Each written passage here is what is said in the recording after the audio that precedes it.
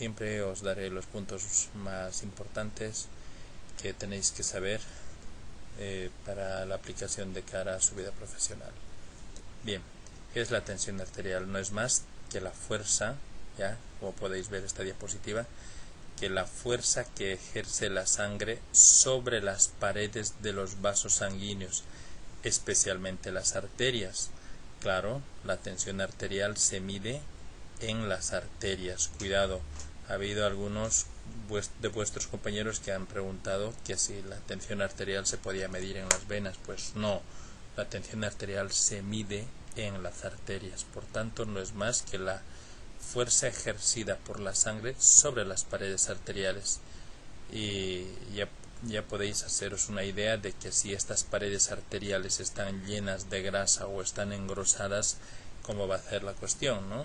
Bien, los valores normales. Importante detalle, ¿cuál es el valor normal de la tensión arterial?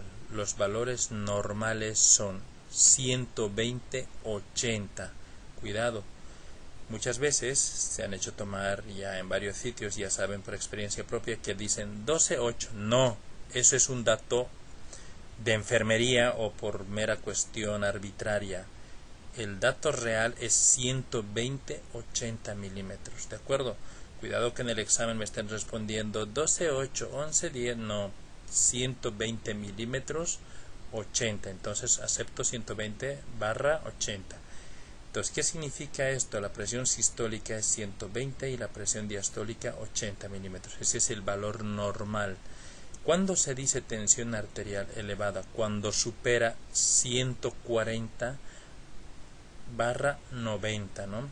Presión arterial sistólica mayor a 140, presión arterial diastólica mayor a 90, entonces estamos hablando de tensión arterial elevada, ¿ya? Cuidado, entonces si os pregunto, ¿cuándo se considera tensión arterial elevada? Por encima o mayor a 140 y 90. ¿Estamos? Muy bien, pues si lo tenéis claro, pasamos a la siguiente diapositiva. Aquí tenéis, ¿qué significa 120? Es la presión arterial sistólica. Bien, ¿qué significa? Es la bomba de contracción del corazón que empuja la sangre con esta presión. Por eso, entonces 120 significa la presión sistólica, significa que es el empuje, es la fuerza de contracción del corazón, la expulsión de la sangre del corazón. Miren con cuánta fuerza contra el corazón y bota la sangre, pues esa se mide 120. Ahora yo pregunto, muchas veces la presión sistólica depende de la bomba del corazón. Significa que si este corazón estuviera un poco deteriorado o dañado, chicos, entonces este 120 varía, recuerden bien, ¿de acuerdo? En cambio, 80 ya es la cifra que me permite denominar la presión diastólica. Significa que es la presión con la cual se relaja el ventrículo, ya en diástole. Muy bien, entonces 120 sistólica, 80 diastólica son los valores normales de la presión de la tensión arterial. Bien, ahora ya hablamos, una vez que ya sabemos lo que son los valores normales, sus rangos, pues entramos a hablar de la hipertensión arterial, ¿no? Primero, antes que nada, para tomar la hipertensión arterial, normalmente lo realizan los expertos profesionales que toman la tensión arterial. Y tengo que decir aquí algunas cosillas. Lo correcto es tomar la tensión arterial en posición de sentado y tumbado, o sea, en las dos posiciones para ver la variación. 1, 2. Se debe tomar en una posición ya de sentado con el brazo relajado y en un ambiente tranquilo sin ruidos ni sobresaltos. Y preguntarle al paciente que no ha tomado café ni ha fumado mínimamente media hora o una hora antes, porque estas sustancias pueden elevar la tensión arterial falsamente. Y segundo, ¿no es cierto?, que no se ponga nervioso ante la presencia de un profesional de la salud como la enfermera o el médico, porque también existe una tensión conocida como la tensión elevada de bata blanca, que significa que al ver al médico o al ver a la enfermera, pues los pacientes se ponen nerviosos y se les sube la tensión. Por tanto, antes de tomar la tensión arterial se entabla una conversación con el paciente para que exista un ambiente tranquilo y de esta manera se empieza a tomar la presión. Primera cosa. Segundo, cuidado, con un solo dato de tensión arterial elevada no puedo decir que tiene hipertensión. Puede ser, ya os he dicho, por diferentes causas.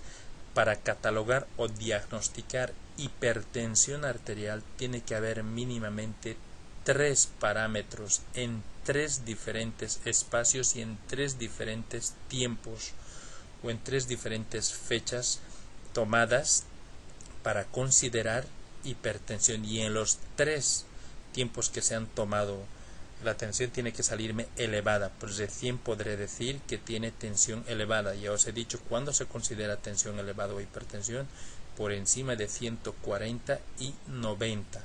Ahora la pregunta del millón: ¿cuál es más importante, la tensión sistólica o la diastólica? Pues bien, respondo a esto. La tensión diastólica es el dato más importante de las personas por debajo de 65-70 años. Lo estoy diciendo bien claro. Es el parámetro más importante porque me valora la relajación, ¿ya? La relajación del corazón, y además me valora las paredes arteriales. Por encima de 65-70 años, la tensión sistólica es un dato muy importante, sin dejar de lado la diastólica. ¿Por qué? Porque por encima de esta edad ya me está diciendo, si se eleva demasiado la tensión sistólica, me está diciendo que el corazón está fallando, además de las arterias, ¿de acuerdo? Entonces por eso no es raro que encuentre una tensión sistólica de 170 y diastólica de 80. ¿Qué te está diciendo? A ver, si tiene una tensión sistólica de 170 y diastólica de 80, ¿qué te dice? Te dice que el corazón, la bomba del corazón está fallando y las arterias más o menos están normales, ¿de acuerdo? Eso es lo que denota. Bien, aquí tenéis una clasificación amplia de las categorías de la tensión óptima normal. Lo único que quiero que os quedéis es este parámetro, por menor a igual a 120 sistólica y diastólica 80. Los valores normales son 120-80. Y cuando se considera tensión alta, este es el dato más importante, por eso está en líneas o en círculos. 140, mayor a 140, mayor a 90 ya se considera tensión arterial elevada o hipertensión. Bien, los factores de riesgo cardiovascular son los mismos factores de riesgo para tener tensión elevada. Por ejemplo, ya hemos hablado en lo que es cardiopatía isquémica, ya de estos factores. Pues vuelvo a repetir, ¿cuáles son los factores de riesgo más importantes para tener tensión elevada? Existen igual 2 factores, modificables y no modificables. ¿Cuáles? Los modificables: tabaquismo, elevación del colesterol, tensión elevada, diabetes, obesidad, sedentarismo, estrés psiquiátrico, psicológico, etc. Y los no modificables: edad, sexo, antecedentes familiares, que ya habíamos comentado, ¿no? Este cuadro de estratificación de riesgo cardiovascular solamente se aplica para el manejo de especialista, o sea, el cardiólogo, que es el que maneja más. Vosotros como conocedores del tema simplemente necesitáis conocer los valores normales de la tensión y cuándo se dice hipertensión. No hace falta que os memoricéis en esto, pues será un gasto de memoria en vano, ¿no? Bien, objetivos. Los objetivos: ¿por qué se hace el estudio de los pacientes con hipertensión o con tensiones elevadas? ¿Por qué debemos estudiar a estos pacientes o tener un ojo con estos pacientes? Pues establecer claramente que el paciente tiene tensiones arteriales elevadas, ¿ya? Si esa tensión elevada podemos mejorarle o beneficiar con el tratamiento que le vamos a dar. El tratamiento, ¿no es cierto?, ya no medicamentoso, que es lo que más vamos a utilizar nosotros. Detectar también si asociado a la tensión elevada existen otras enfermedades, ya, si hay además afectación orgánica o no hay afectación orgánica, si hay otros factores de riesgo cardiovascular además de los que ya hemos mencionado, y finalmente descartar, ¿no es cierto?, ya la existencia de causas que podríamos curar si esa tensión elevada se debe a una de las causas. Bien, una cosa importantísima de esta diapositiva que se puede preguntar en el examen: ¿cuáles son los órganos diana más afectados por la tensión arterial elevada? Lo voy a repetir: 4 son los órganos más afectados, los recalco. Esto no quiere decir que no hay otros órganos que puedan ser afectados, también otros órganos van a ser afectados, pero 4 son los que más sufren cuando hay tensión elevada o existe un aumento de tensión elevada. 1. Los vasos sanguíneos. 2. El corazón. 3. El cerebro. Y 4. El riñón. Fijaros bien aquí, los vasos sanguíneos, si están llenos de aterosclerosis, va a haber un aumento de la capa, va a haber un aumento del grosor de la capa del bazo, y por tanto va a haber una disfunción del endotelio vascular. Esto nos va a llevar a una estenosis, a un aneurisma y a los embolismos. Esto es lo típico, la manifestación clínica de la alteración de los vasos sanguíneos. Cuando se afecta el corazón, también va a haber aterosclerosis coronaria. Por afectación de la aterosclerosis coronaria hay afectación del corazón, hay disminución de la irrigación, obviamente por la aterosclerosis, va a haber arritmias, alteraciones en la diástole, en la relajación, y esto nos puede llevar a una muerte súbita, dolor de pecho o un infarto, o finalmente a las insuficiencias cardíacas que ya habéis estudiado en temas anteriores. Otro órgano afectado es el cerebro. También los vasos sanguíneos llenos de aterosclerosis, ¿no es cierto? Va a haber disminución del calibre, puede haber microaneurismas y lesiones. Esto nos va a llevar a los accidentes cerebrales vasculares, ¿no? Los famosos ictus, tanto hemorrágicos como isquémicos, que nos llevan a la larga a una demencia. Finalmente, el último órgano afectado es el riñón. Va a haber hiperfiltración y proteinuria. ¿Qué quiere decir hiperfiltración y proteinuria? Quiere decir que el riñón va a empezar a eliminar sustancias que no debería eliminar. Ya va a perder sustancias muy elementales para el organismo, los pierde fácilmente, y esto nos lleva a una insuficiencia renal crónica, ¿de acuerdo? Bien, por tanto ya sabéis cuáles son los 4 órganos más afectados por la hipertensión arterial: vasos sanguíneos, corazón, cerebro y riñón. Bien, ahora hablemos de la hipertensión arterial secundaria. ¿Qué quiere decir esto? La hipertensión arterial secundaria nos dice que la causa de esta subida de tensión arterial es conocida, o hay un factor que está haciendo que se eleve esa tensión arterial. Por ejemplo, ¿cuándo debo sospechar estas causas de tensión arterial secundaria? Cuando la edad en la que se presenta es menos de 30 años o mayor a 65 años. Cuando esa tensión arterial es muy severa, los valores son 180, 110, fijaros estos valores. Cuando la tensión arterial no responde correctamente a medidas de tratamiento farmacológico, higiénico, dietéticas, cuando las tensiones arteriales elevadas normales responden cuando tú haces dieta o haces tratamiento farmacológico, pero si es hipertensión arterial secundaria no van a responder.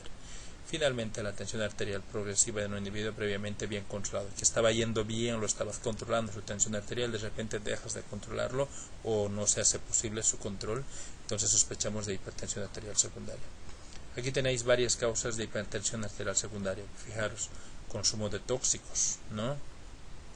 Hipertensión arterial renal, la poliquistosis, el síndrome de Cushing, el feocromocitoma, que es un tumor de las glándulas suprarrenales, la hipertensión vasculorenal, ¿ya? Y etcétera, ¿no? Existen muchísimas causas secundarias que pueden hacer que la tensión arterial se eleve y que si tratamos la causa secundaria, pues curaremos, ¿no es cierto?, ya la tensión arterial elevada. Y finalmente, ¿cuáles son los factores que precipitan una crisis hipertensiva? Cuidado, crisis hipertensiva es un momento puntual, un momento puntual o específico donde la tensión arterial se dispara, se eleva. ¿Y cuáles son esas causas? Normalmente las causas son causas de hipertensión arterial secundaria: un traumatismo cráneoencefálico, fármacos que podría estar tomando, quemaduras extensas o graves, y el famoso síndrome de Guillain-Barré. El síndrome de Guillain-Barré es una patología neurológica, ya, que afecta a todo lo que son las vías periféricas. Por tanto, vamos a tener estas causas que elevan rápidamente, de manera puntual, lo digo, transitoria, no es mantenida. En un momento determinado se eleva la presión arterial, ¿de acuerdo? Y nunca ha tenido anteriormente tensiones elevadas, entonces se eleva rápidamente, entonces que después se controla con fármacos y bajan nuevamente. A eso se llama crisis hipertensiva. Pues nada, chicos, esto es todo lo que tenéis que saber de la tensión arterial elevada. Bueno, hasta luego.